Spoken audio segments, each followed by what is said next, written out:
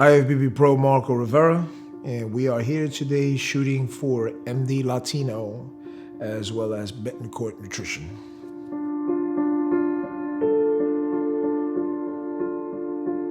I believe I started competing in 2007. Previously to that, in 2004, I had lost my older brother, and that was a very big motivation to seek a safe haven in something. And training was something that I was already focusing on. Not that serious at the time, but when the unfortunate happened, it allowed me to bury myself in the gym, because prior to that I had spent some time away, and during that time this is probably the first time I've ever mentioned that to anybody, but going away was a very big teaching point in terms of training. You know, being away was a difficult time for me. I hated every second. Every second felt like days, and there's nothing you can do but try to cope. So my coping skills came about training. Training it kept me away from a lot of negative people, negative conversations. It allowed me to do the same thing safely every single day to ensure that at a particular date I was coming home. So when it snowed, I trained. When it rained, I trained. When Yashaira was gonna come and see me, I trained. When she would leave, I would train. And that became a big part of me. And in the process, you know, after being able to get out, when I was released, that's when my brother passed away. So that's basically what I came home to. And it was a tough time because to me, he was a machine. He didn't have any bad habits at the time, but unfortunately, through the same process of being incarcerated and coming home and being the typical man of being able to handle just about anything, because as men we think we can handle everything, and we also have a lot of pride, so we don't want people to know that we're messed up. And he did that. He did that for a few years, and a lot of people didn't know. I didn't know. And then all of a sudden, his physicality started to change, and he started to notice that there was a problem. But by the time that came about, it was too late, and he left us. So I made a vow at that time to make some adjustments, personal adjustments. Because we used to party together. We did just about everything together. And to have had so much in common and to have seen that happen made me realize that I am just as vulnerable and capable of being in the same position. And I was in the same position. Through, overdoses. There's a lot of things a lot of people just don't know about my story. And I believe that this is the time, because I want to take this opportunity that if I can change one person's life, then so be it. I know there's a lot of individuals out there that feel they can manage a lot, they can handle a lot, that one thing doesn't have nothing to do with the other, that, I'm functional, I can drink every weekend, or I can get high whenever I want to, and so on, and next thing you know, your life is in shambles. And that's exactly what ended up happening. So I made a vow to make some personal adjustments, and the gym was the very beginning to that. All my life, I've always invested time, conversations, thinking, and just about my whole entire self to friends, to people that I thought were very important to me, to things that I thought were very important to me. So I poured a lot of energy into people and places and things that I thought was the most important thing in my life at that time, not realizing that I was just destroying myself not giving myself the opportunity to focus on me. And that's what the gym did. The gym allowed me for the very first time to look into the mirror and look at me. Not my brother, not my friends, not the place I was at, but just me.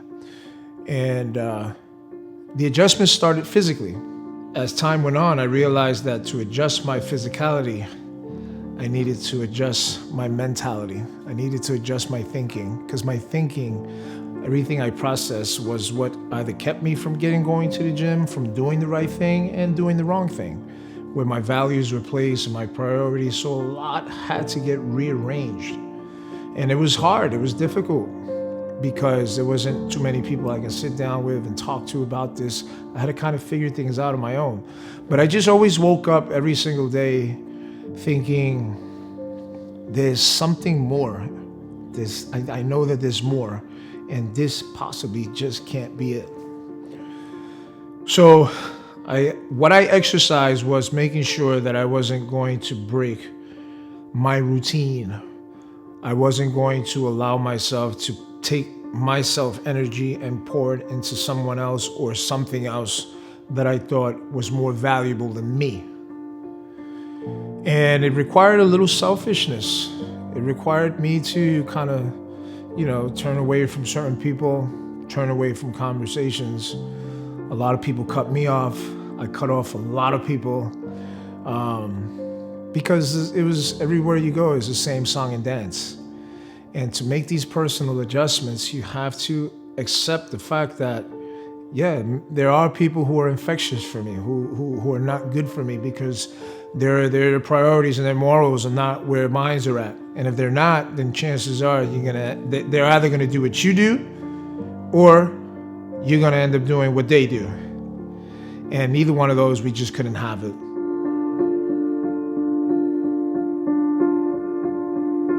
I did my first show in 2007. So after I did my first show, which I believe John took second at that time. So John had a hell of a great start, and I admired him tremendously. I looked up to him in when it came to the sport of bodybuilding. He had really good genetics and the ability to look so different from everybody else. And I just always was astonished by that. And in that show, he took second. I believe in my class, there were probably, 40 guys at that time. The classes were much bigger at that time. And I was probably number 40. And if I'm not mistaken, I think Juan Morel was 39. So, with that being said, with what we're seeing today in the sport of bodybuilding, you guys will get that kind of place and they'll probably never get back up on stage again. Because, this isn't for me. Which is what you tend to see a lot of, more and more and more and more and more. Even with people that place in the top 5, still, they're not happy because they didn't win. Not understanding that this is, it's progression, it's time, it's dedication. You have to fall in love with the sport. You have to fall in love with the ability to do what you do in the gym in order for you to continue to prevail in the sport of bodybuilding. And that's what people fail to understand, that, you might have got 40 here, but it doesn't mean that can't get better, because my 40 became 20. That 20 became 10. That 10 became top 5. And before you know it, when we showed up, there was trouble. And that was something that I took a lot of pride in, because I made that happen day in and day out, day in and day out. So with the same amount of energy that it took me to destroy a lot of things, to destroy my own life, it was only right that I gave myself that opportunity to put it in a positive aspect. And as soon as I did, wow, life just said, you know what? We've just been waiting for you. We've just been waiting for you, man. You just needed to wake the fuck up. And when we did that, it was, I found happiness. I found control. I found clarity. I found positivity. And I never knew what that was. I never knew what that felt like. And if you want to know what that feels like, it's picture yourself not having anything and still being the happiest person on the planet. That's what it feels like.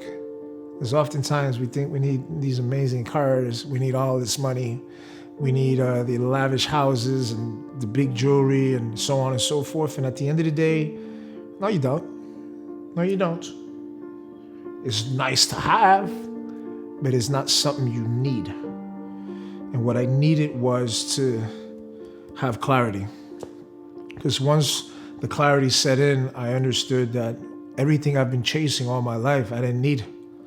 What I needed was to put myself first.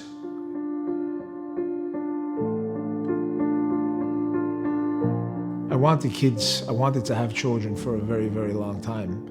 And it never happened until I started to bodybuild. It was almost like, listen, Marco, we've been waiting for you. Like, where you've been at, and finally God said, here you go, my son, here you go. And you're ready now. And that's when my 2 babies came about. That's when, Yashaira, what can I say? There's really not much to say. She's my rock. She's my spine. I can't,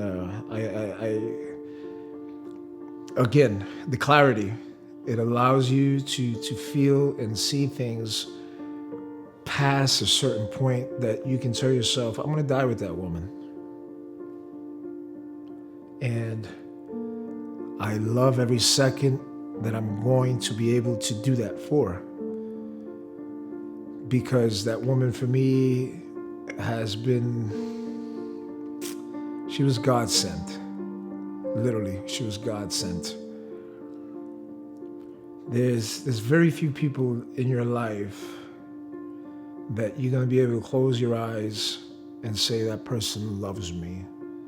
Very few people that millions of people can say otherwise, and you'll always stand firm and say, oh no, that's not true. I know for a fact that this is what it is. And Yashaira there is no me without her. There's no me. She's a big reason to why I'm designed the way I am. I learned so much from her. Because as men, we oftentimes think that we're just the teacher and it's our way or it's no way. No. That clarity allows you to say, you know what, teach me. It's okay. And when you're able to do so, your life just gets better. So much better. When I say better, I just mean you need less. Because you're so rich in a different room. You have everything. And that's why nobody sees me in the street. That's why you will never catch me in a club. That's why you will never see me hanging out in some corner.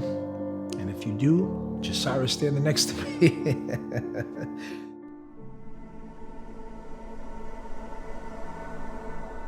There was the 2011 Nationals. That's when I turned pro. And where was that? That was in Miami. All my friends were there. My wife was there. The top 5, the whole lineup was outstanding. Everybody that was in the top 5 in that class eventually went on to turn pro, if I'm not mistaken, which lets you know that all these guys are good. I remember getting to Miami, or better yet, I'm gonna go back a little bit. I remember 2010 when I first did the Nationals in Atlanta. I took 6th place, not knowing what to expect. I went in there, with an open mind and let's see what happens, because I've never experienced a national stage before. And when I took 6th in my first national show, at that time, where that was even placing that high was a difficult thing. So you used to see guys that look great, man. It's like, you didn't get top 5, like, all right, here we go, man. It's not gonna be that easy. But when I got 6th place on that 2010, I told myself, all right, we're in the mix. Let's put the work in. Let's go back to the drawing board. let's do what we do, and let's come back to rock 2011. And in 2011, we did exactly that. When I say we, at that time, I was working with Factory, who did an outstanding job with me. We won. But what made that day so memorable was me getting in the lineup. I was one of the last guys in that whole class, which again was a very big one. And I remember looking down the hallway and seeing all the athletes in my class. Visually, it just looked like everybody was bigger than me. It was my head. I was, your head starts playing games with you. But the good thing for me is that I can see that, and I can think things like that, and I won't allow it to affect me on stage. So we came out on stage, and when you get the response from the judges in the crowd, that's when you know, all right, we're good, man. We're in shape. And we came out, we did pre-judging, got top 5, we got first call out, came out. And after pre-judging, I was losing by a point, because at that time, during the nationals, between pre-judging and finals, you can find out what the scoring was. They have it posted in the host hotel. When you get back, you can see if they got you for second. You can see the point scoring system already happening.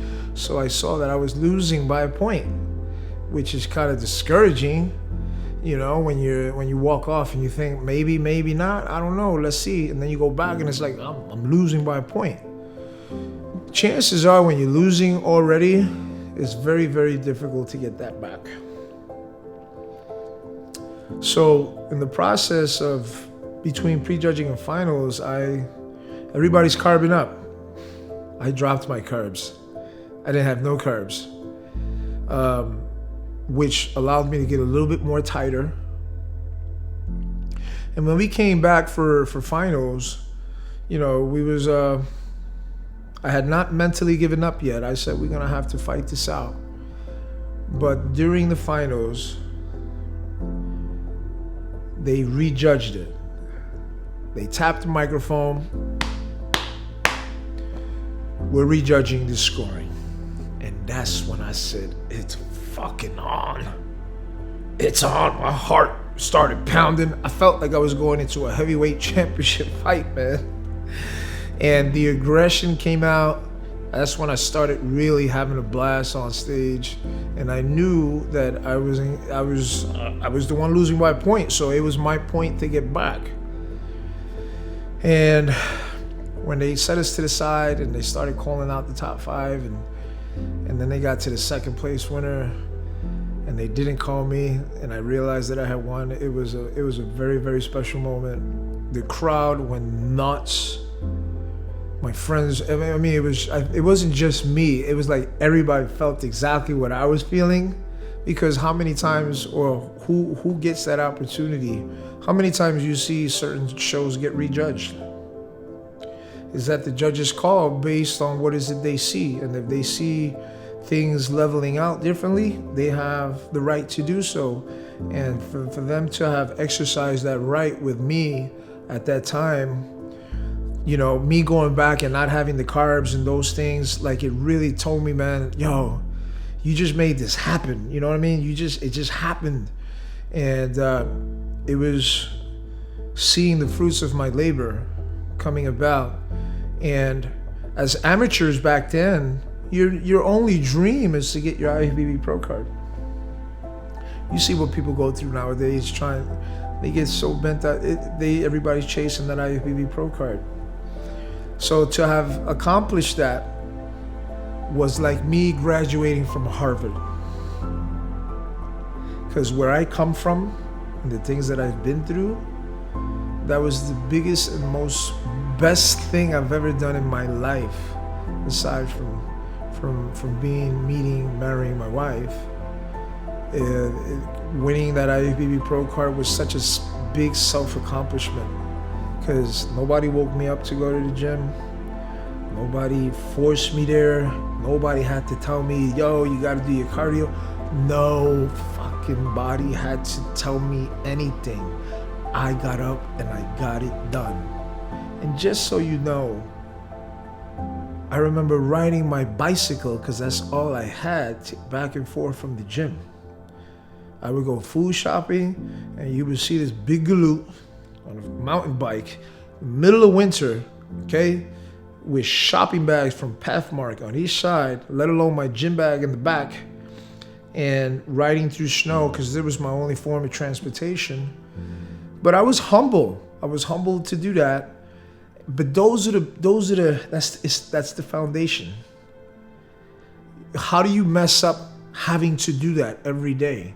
You're gonna sacrifice and do whatever it takes to get there, to just all of a sudden throw it away or disrespect it by not doing the work accurately and fulfilling every training session to the T every time you go into the gym. I just couldn't do that.